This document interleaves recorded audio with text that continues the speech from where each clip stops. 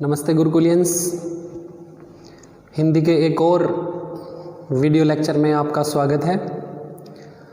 आज इस कालांश में हम क्षितिज भाग 2 के गद्य खंड में हमारे पाठ्यक्रम का जो दूसरा पाठ है बाल गोविंद भगत, उसका अध्ययन करेंगे। बाल गोविंद भगत जो पाठ है वो प्रसिद्ध निबंधकार रामवृक्ष बेनीपुरी के द्वारा रचित है। रामवृक्ष बेनीपुरी का नाम हिंदी के निबंधकारों में बड़े मान और सम्मान के साथ लिया जाता है। बाल गोविंद भगत उनके द्वारा लिखा गया एक सजीव रेखा चित्र है। रेखा चित्र, जो ये रेखा चित्र शब्द होता है वो अंग्रेजी भाषा के शब्द स्केच, इसका हिंदी रूपांतरण होता है। जैसे स्केच में हम रेखाओं के माध्यम से किसी भी वस्तु, किसी भी व्यक्ति का चित्र बनाते हैं, उसी तरह शब्द रूपी रेखाओं से हम यहाँ पर किसी भी व्यक्ति के व्यक्तित्व का समग्र जो है वो आंकलन करते हैं, उसके बारे में सारी की सारी जो जानकारी है वो प्राप्त करते हैं। इस रेखा चित्र में बाल गोविंद भगत जो एक गृहस्थ होते हुए साधु जैसा जीवन व्यतीत करते थे, उनके स्वभाव का, उनकी वेशभूषा का, उनकी दिनचर्या का हम एक मार्मिक मीन्स हृदय स्पर्शी, दिल को छू लेने वाला जो वर्णन है उसके बारे में आज हम इस कालांश में पढ़ेंगे। तो सबसे पहले पाठ का अध्ययन हम जिन बिंदुओं पे करेंगे, उन बिंदुओं में सबसे पहले जो इस पाठ के रचयिता हैं रामवृक्ष बेनीपुरी, उनके जातीय अहंकार के बारे में हम पढ़ेंगे। रामवृक्ष बेनीपुरी ब्राह्मण परिवार में पैदा हुए थे। उनको अपनी जाति पर बड़ा घमंड था, अहंकार था।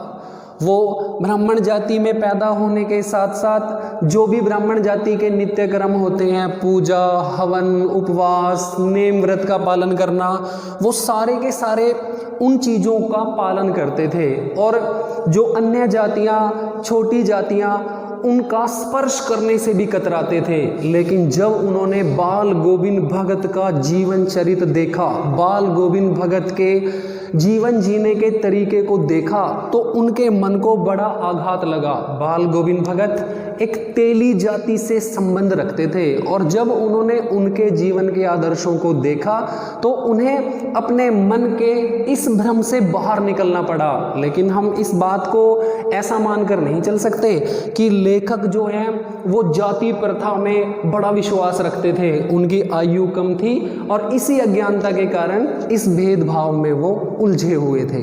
बाल गोविंद भगत के बारे में हम बात करते हैं। बाल गोविंद भगत की वेशभूषा और आयु के बारे में हम थोड़ी सी जानकारी लेते हैं। बाल गोविंद भगत जो हैं वो 60 वर्षीय व्यक्ति थे। बाल गोविंद भगत जो हैं वो गोरे रंग के व्यक्ति थे। बाल गोविंद भगत जो थे वो कपड़ों के नाम पर बहुत कम कपड़े पहना करते थे। उनका जो चेहरा था वो सफ़ेद चमकदार दाढ़ी से भरा हुआ था। कपड़ों के नाम पर एक लंगोटी बांधा करते थे और सिर पर कबीरपंथी जो टोपी है वो पहना करते थे।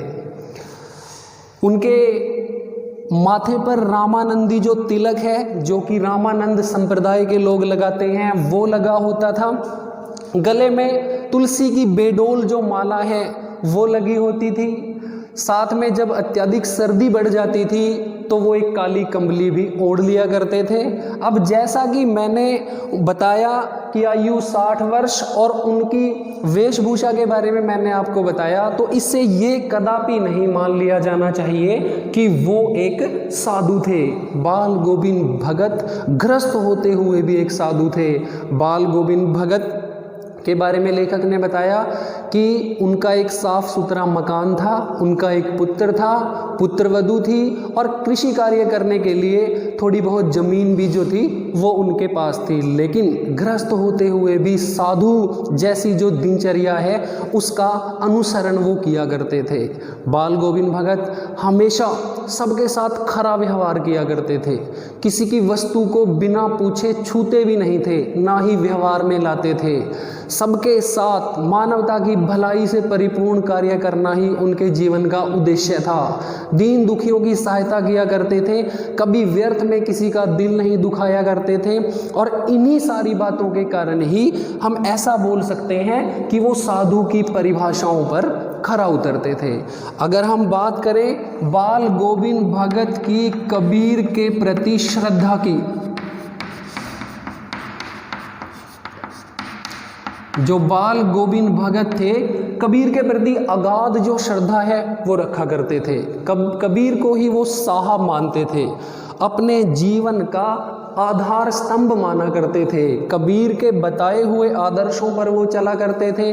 कबीर की ही तरह जो भी जीवन में काम आने वाली बातें हैं कबीर से ही सीखकर उनको अपने दैनिक जीवन में व्यवहार में लाया करते थे।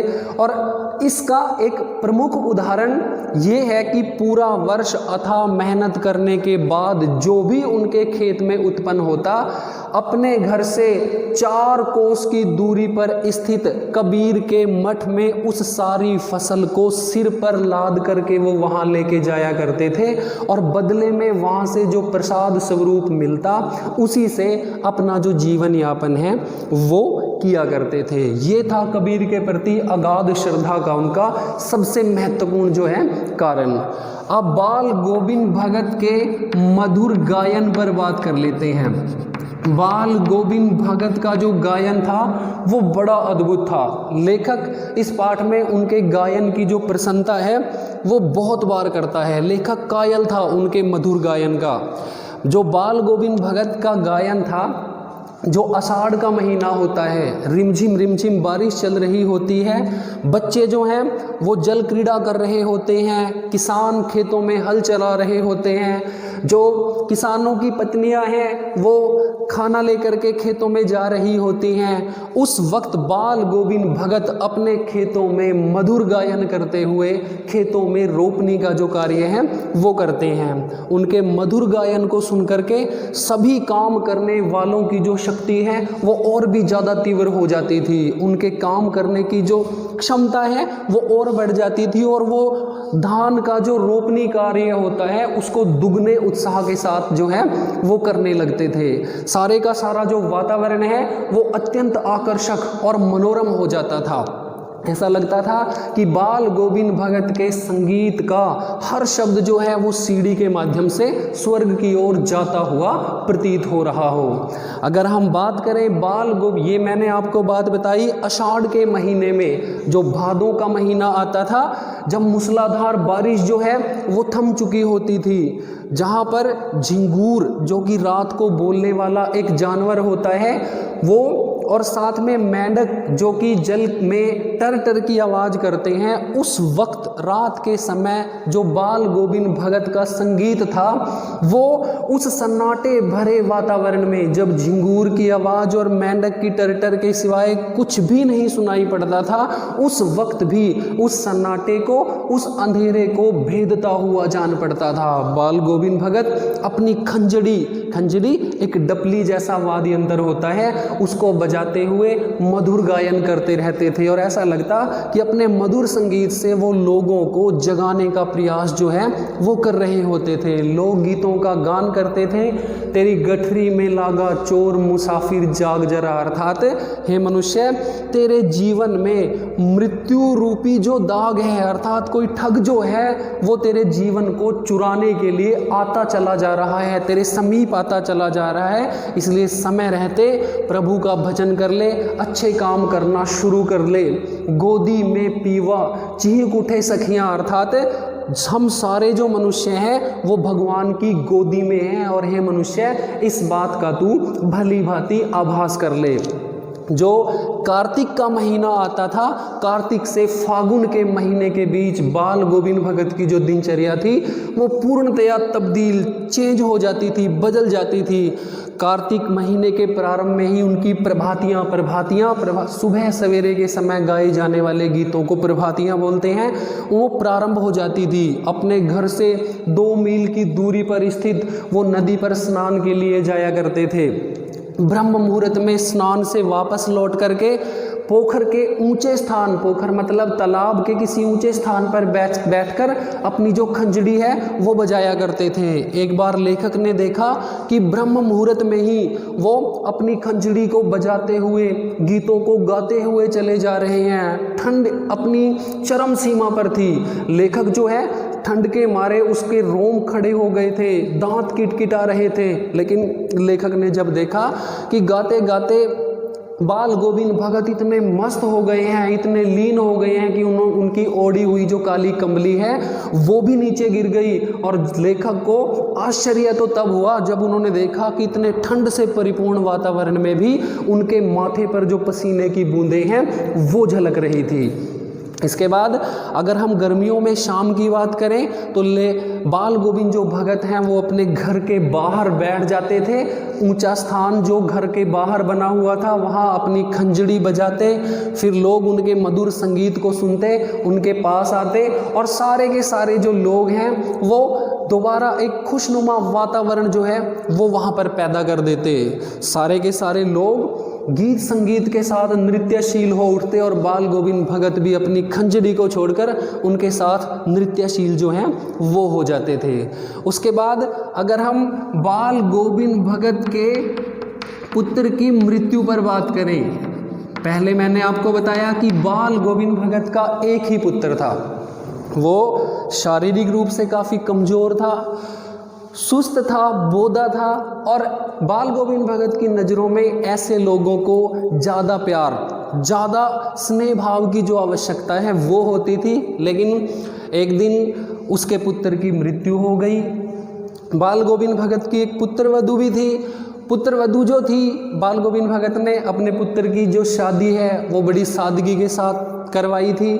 उनकी घर पुत्रवधू जो थी वो पूरी घर की प्रबंधिका बन करके उनके सामने उभरी। उन्होंने बहुत जल्दी ही बाल गोविंद भगत को सारे के सारे दैनिक कार्यों से निवृत्त कर दिया और घर की पूरी जो जिम्मेवारी है वो अपने कंधों पर उन्होंने ले ली। लेकिन जैसे कि हमारा टॉपिक है ये पुत्र की मृत्यु, बाल गोविंद भगत की संगीत की जो चरम सीमा है वो उसी दिन देखी गई जिस दिन उनके पुत्र की मृत्यु हुई थी। जब लेखक बाल गोविंद भगत के घर पहुंचा तो उन्होंने देखा कि उनके बेटे का जो शव है वो एक चटाई पर लेटाया जा चुका था। सिरहाने एक दीपक जल रहा था, एक सफ़ेद कपड़े से उसको ढका गया था, फूल बिखरे हुए थे, तुलसी दल जो हैं वो वहाँ पर रखे हुए थे और बाल गोविंद भगत सामने बैठ करके खंजड़ी बजा बजा करके मधुर गान जो है वो कर रहे थे। उनकी पुत्रवधू विलाप कर रही थी।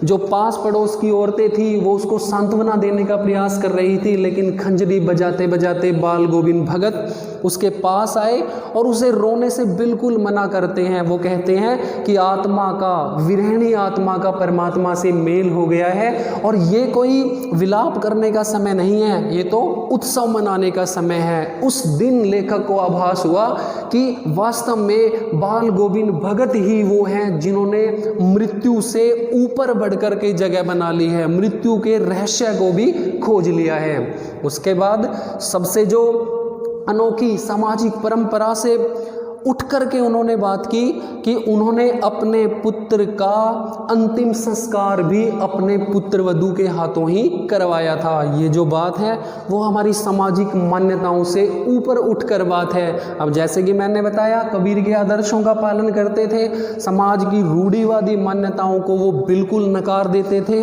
उसके बाद पुत्र के श्राद्ध कर्म, अर्थात श्राद्ध कर्म जो पितरों की शांति के लिए किए जाने वाले काम होते हैं, उनके बाद अपनी पुत्रवधू के भाइयों को बुला करके पुत्रवधू को वापस घर जाने का जो आदेश है वो उन्होंने अपनी पुत्रवधू को दे दिया था। पुत्रवधू बिल्कुल भी उनको अकेला छोड़कर नहीं जाना चाहती थी, क्योंकि पुत्रवधू के मन में ये ख्याल था कि वृद्धावस्था में कौन उनका ख्याल रखेगा, कौन उनकी दवा दारू का प्रयोग करेगा। उनकी दिनचर्या जो है, मतलब उस दिनचर्या को फॉलो करने में, अनुकरण करने में वृद्धावस्था में उनको काफ़ी तकलीफ होगी। इसी कारण वो उनके पास रहना चाहती थी। लेकिन बाल गोविंद भगत ने स्पष्ट बोल दिया कि अगर आप इस घर को छोड़कर नहीं जाओगी तो मैं इस घर को छोड़ करके चला जाऊंगा। इसलिए मजबूर होकर के बाल गोविंद भगत की पुत्रवधू को अपने घर जाना पड़ा, वापिस अपने भाइयों के साथ, क्योंकि बाल गोविंद भगत जो है अपने पुत्र और पुत्रवधू दोनों से प्रेम करते थे, मोह नहीं। बाल गोविंद भगत चाहते थे कि अभी उनकी पुत्रवधू युवा अवस्था में है और दोबारा एक नए सिरे से वो अपने जीवन को प्रारंभ करें। बाल गोविंद भगत की जो मृत्यु थी वो भी उन्हीं के अनुरूप ही हुई। वो हर वर्ष अपने घर से 30 कोस की दूरी पर गंगा स्नान के लिए जाया करते थे। अब की बार भी वो ऐसे ही गंगा स्नान के लिए गए। गंगा स्नान जो है, स्नान करना ही उनका उद्देश्य नहीं था। उनका उद्देश्य था धार्मिक समागम को देखना, लोगों की भीड़ को देखना, संतों के प्रवचनों को सुनना। और वो घर से ही खाकर चलते थे और पुनः वापस घर आकर के ही भोजन ग्रहण करते थे। अब की बार जब वो यात्रा से लौट कर आए तो लोगों ने देखा कि वो कुछ थके थके, कमज़ोर से जो हैं वो लग रहे थे। लेकिन लोगों ने कहा कि कुछ आराम कर लीजिए, लेकिन उन्होंने लोगों की उस बात पर कोई ध्यान नहीं दिया। वही सुबह स्नान ध्यान करना, वही कृषि कार्य करना, नियमित जो उनकी दिनचर्या थी उसकी पालना ऐसे ही पहले की तरह ही वो करते रहे। धीरे धीरे बाल गोविंद भगत का जो शरीर है वो कमजोरी की अवस्था को प्राप्त करता चला गया। एक दिन शाम उन्होंने भजन गाए और भजन गाने के बाद उनको आभास तो उसी दिन हो गया था कि अब जीवन रूपी जो धागा है वो टूटने वाला है, अर्थात जो सांसें हैं वो जाने वाली हैं। भजन गाए और जब लोगों ने भोर में अर्थात सुबह आकर के देखा तो उनके शरीर का पंजर, अर्थात जो आत्मा है उनके शरीर को छोड़ करके जा चुकी थी, उनका शरीर जो है, मृत शरीर है, वो वहाँ पर पड़ा हुआ था।